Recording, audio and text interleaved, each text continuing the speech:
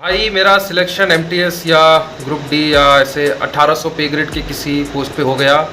क्या मैं पूरी ज़िंदगी इस पे सेटल रह सकता हूँ?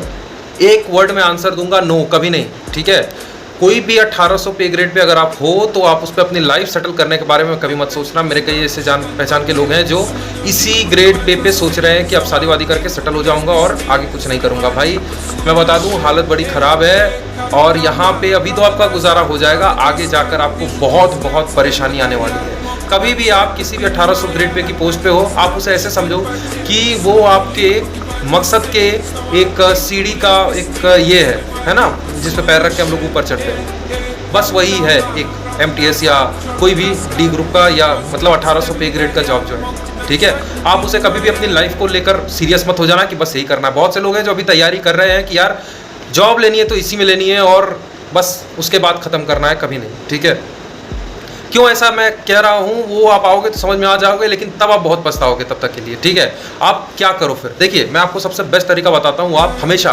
सीजीएल या यूपीएससी जैसे बड़े एग्जाम्स को हमेशा टारगेट करो। ठीक है, उसके बीच में आपको एमटीएस वगैरह सिलेबस बिल्कुल सेम है, निकल जाएगा। मुझे पूरा यकीन है निकल जाएगा। अभी मैं बताऊँगा कि आपका जीके या फिर इंग्लिश कमज़ोर है तो उसे ठीक कैसे करें। आप सिर्फ मेरा बात मानो, और अगर आपका जीके या इंग्लिश ठीक ना हुआ उसके बाद आप पढ़ाई छोड़ देना।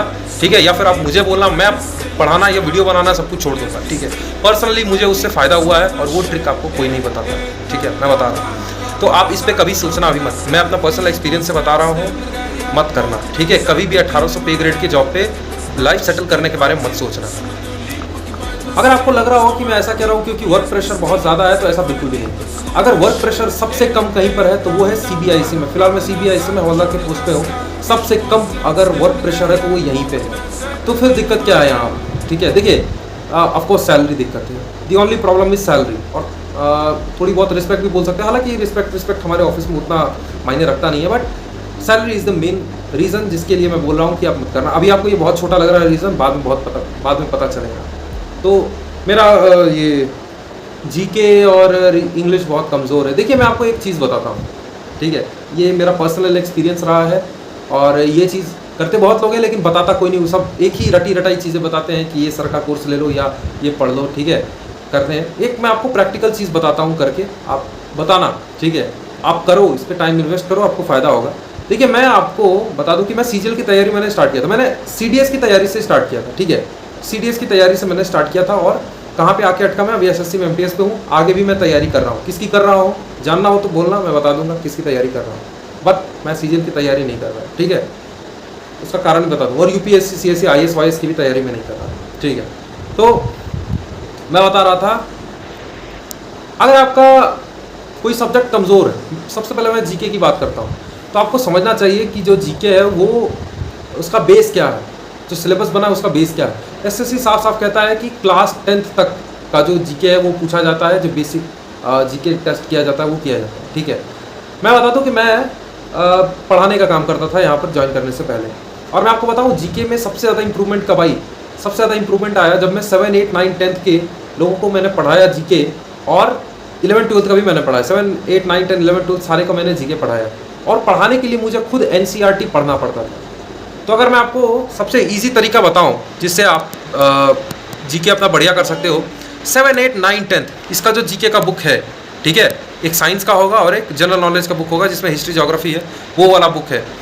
वो अगर आप पढ़ लेते हो, ठीक है, तो आप मतलब एक तो होता है नॉर्मल जीके पढ़ना और एक होता है ये बुक वाला पढ़ना। ठीक है, आप बढ़िया से एकदम स्टूडेंट की तरह जैसे 7, 8 में पढ़ते थे। थोड़ा टाइम जरूर लगेगा और जीके टाइम मांगता भी है।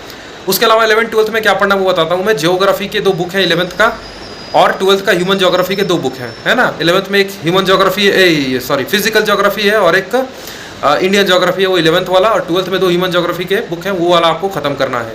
ठीक है, हिस्ट्री में आपको 12th के 3 किताबें हैं, वो ख़त्म करना है। पॉलिटिक्स में केवल 11th का इंडियन कॉन्स्टिट्यूशन एट वर्क ख़त्म करना है, और एक बार आपको लक्ष्मीकांत का निचोड़ देख लेना है यूट्यूब से। इतना आपका जीके का बहुत है, इनफ है।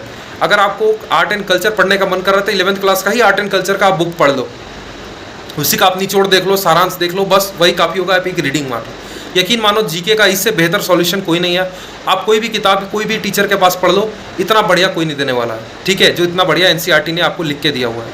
सबसे बेहतरीन मेरे ओपिनियन में है। और इंग्लिश अगर आपको करना है तो एक बार मेरी बात मान के 7, 8, 9, 10, 11 और 12 की जो इंग्लिश की बुक है, ठीक है, जो बच्चों के लिए इंग्लिश वाली जो किताब होती है, वो सारी किताब में जितनी कहानियाँ वानियाँ हैं उन सबको पढ़ लीजिए।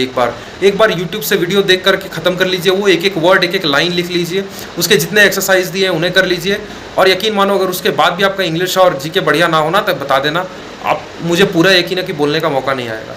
देखिए ये चीज़ें हैं जो मैंने पढ़ा कर ये सारा एक्सपीरियंस गेन किया है। मैंने जितने भी कोर्स लिए, मैंने भी बहुत सारे टीचर्स के कोर्स ले रखे हैं, ठीक है, इससे ज़्यादा हेल्प कोई भी कोर्स नहीं कर पाया मेरा। सारे कोर्सेज का जो नॉलेज है वो इतना सा, और इधर का जो नॉलेज है ना वही सारा मेरा एसएससी में काम आया आज तक, ठीक है।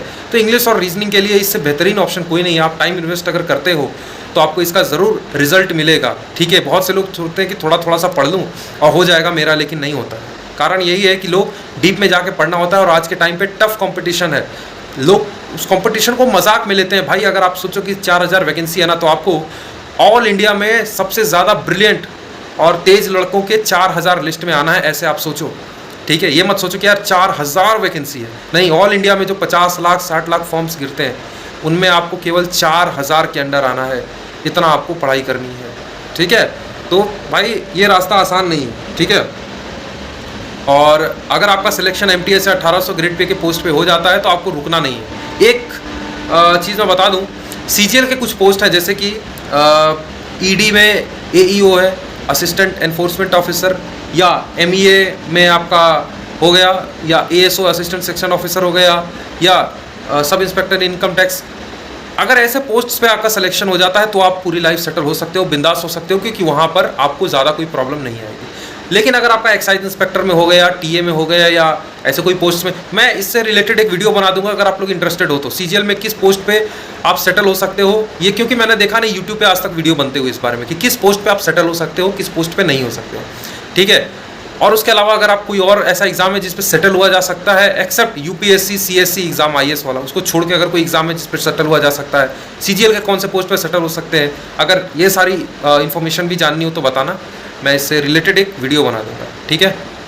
तो ठीक है, क्यों एक्साइज इंस्पेक्टर मुझे नहीं लगता एक बढ़िया ये है सेटल होने लायक चीज़, इसकी भी मैं वीडियो बना के बता दूंगा, बहुत लंबा चीज़ हो रहा है, ठीक है। बस आज के लिए इतना ही।